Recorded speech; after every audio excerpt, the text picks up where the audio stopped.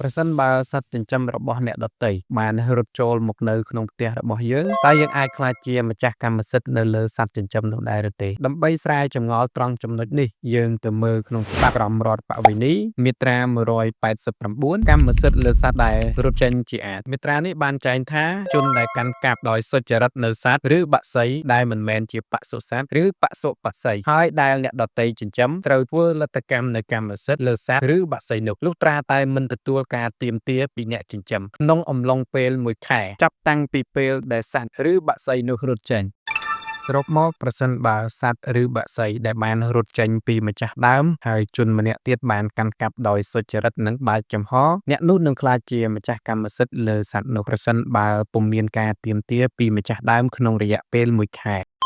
បញ្យលពាក្យបសុសត្វឬបសុបក្សីមានន័យថាសត្វចិញ្ចឹមយ៉ាងដូចជាគោក្របីសេះជ្រូកមាន់ទាជាដើម